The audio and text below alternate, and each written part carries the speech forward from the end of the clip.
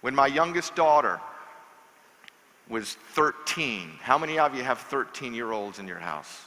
Okay, you'll understand this. If you've ever had a 13-year-old daughter, we're up in her bedroom and we're having a discussion really loudly.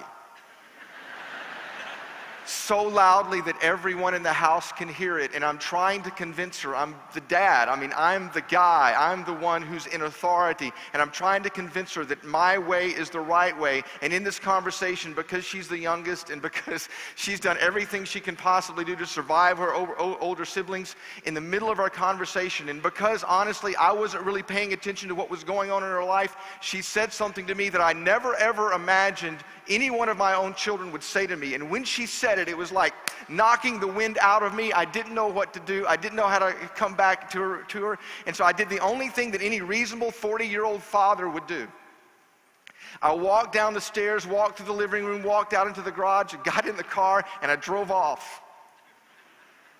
And about halfway down the road, I got this phone call from Rebecca, and she said, "Dad, I just needed to call you and tell you." It's like those moments when the child becomes the parent, you know? "I just called to tell you that I'm sorry.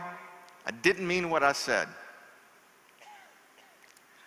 But I got to ask you, why did you walk away? Why did you leave?" And this is what she said. "I just need to know that our relationship is worth fighting for. I just need to know that our relationship is worth fighting for. I don't know your story. I don't know your family situation. I don't know where you are in the middle of your ministry or what you're building. But here's what I do know, and I believe this with everything in me.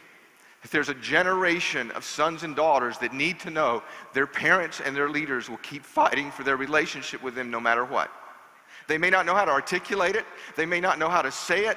They may not know how to sit down and negotiate through all of the arguments. And you can win the argument, but you can lose their heart unless you have somehow along the way convinced them that no matter what happens, no matter what happens and how successful you become, how big your ministries become, how small your ministries are, that one of the most important things in your world is your relationship with them. Every son and daughter, every husband and wife, every spouse sometimes just needs to lean into each other, even if you've made mistakes, even if there's baggage, and just remind each other that you will never, ever, ever stop fighting for your relationship